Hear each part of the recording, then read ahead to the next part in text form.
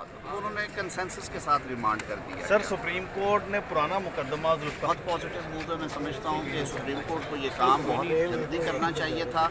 ये reference pending है 2011-12 से मेरे ख्याल में, आज 12 साल से ज़्यादा अरसा हो चुका, और मैं समझता हूँ ये एक बड़ा मुस्तहसन कदम है। केसेस को डिसाइड होना तो क्या ये अच्छा नहीं है कि जो लाइव बना जाए? मेरे तो प्रेसिडेंट सुप्रीम कोर्ट बार ने जो दायर की हुई है और सुप्रीम कोर्ट बार एसोसिएशन ने, उसे भी आज दायर किए हुए 2 साल हो गए हैं, और सुप्रीम कोर्ट बार एसोसिएशन ने वो रेजोल्यूशन करने के बाद की थी। उन्होंने कहा था कि ये फंडामेंटल राइट है हर शहरी का कि वो इंतखाबात में हिस्सा ले।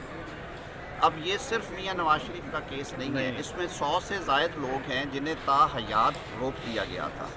ऑल दो कानून में अमेंडमेंट हो गई, और आज का जो मुल्की कानून है सेक्शन 232 आने के बाद हैं कि जब भी कल भी वो कन्फ्यूजन पैदा करने की ज़रूरत नहीं। लेकिन ये बहुत अच्छा हो अगर ऑनरेबल सुप्रीम कोर्ट जो है वो सुप्रीम कोर्ट बार एसोसिएशन जो कि एक न्यूट्रल बॉडी है उसकी पिटीशन फिक्स करके ये भी जो थोड़े बहुत खदशात हैं लोगों के ये भी दूर हो जाएंगे। वैसे तो मैं एज अ पार्लियामेंटेरियन और as a student of law समझता हूँ कि वो बिल्कुल लॉ ने उसको क्लियर कर दिया, लेकिन उन पेंडिंग दरखास्तों को भी ज़रूर सुनना चाहिए ताकि वंस एंड फॉर ऑल ये कंट्रोवर्सी खत्म हो जाए, बजाय कि इसके ये नीचे से शुरू हो फिर ऊपर आ जाए। अदर साहब आपने काफ़ी तैयारी की है, कितनी सीटें नून लीग की सिलेक्शन में निकालने जा रही है? मैं ये समझता हूँ कि इंशाल्लाह ताला जो वर्किंग है, हमने ठीक टाइम पे जलसा किया, ठीक टाइम पे पार्लिमानी बोर्ड की कार्रवाई की, हमारी क़यादत ने बलूचिस्तान के सिंध के दौरे किए, इलेक्शन अलाइंसेस के हवाले से बड़ा टाइमली हमने अपनी हिकमत अमली जो है वो तैयार की।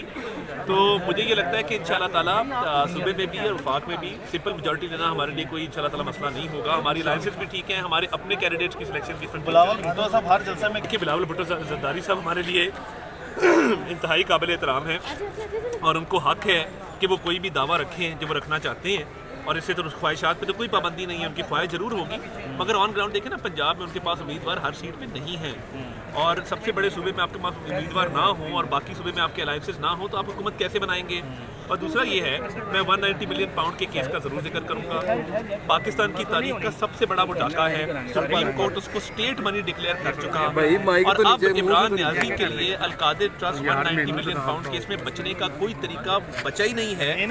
आपने काबीना के जरिए कितनी सजा होने जा रही है?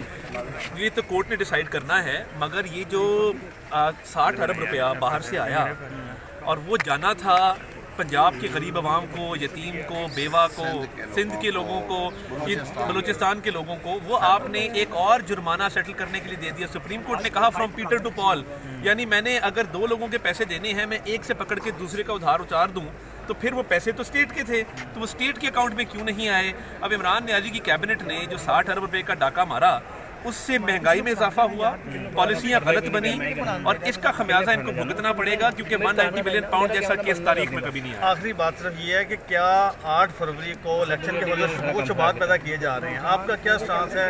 8 फरवरी को हर सूरत इलेक्शन होने जा रहा है, इंशाल्लाह ताला इसमें कोई डिले नहीं होगा और ना डिले की कोई गुंजाइश मौजूद। सुप्रीम कोर्ट का ऑर्डर मौजूद है ना, देखें सुप्रीम कोर्ट ऑफ पाकिस्तान ने बड़े वाज़ेह अल्फाज में कह दिया। सुप्रीम कोर्ट ने एक बार पहले भी ऑर्डर दिया नहीं, सुप्रीम कोर्ट के इस ऑर्डर में ये एक तरह से कंसेंट ऑर्डर है, जिसमें सदर मुमलिकत ने और इलेक्शन कमीशन ने पहले ऑर्डर में जो इदारा आइन के तहत कायम किया गया, जिसको 218 आर्टिकल के तहत इख्तियार है कि वो इंश्योर करे कि फेयर एंड फ्री इलेक्शंस हो, उस इदारे ने खुद रिपोर्ट जमा करवाई कि ये मुमकिन नहीं है हमसे करवाना। नवाज शरीफ साहब के साथ ये ज्यादती नहीं हुई कि जब जज वीडियो स्कैंडल आ गया उसी वक्त सुप्रीम कोर्ट को नोटिस लेना चाहिए था?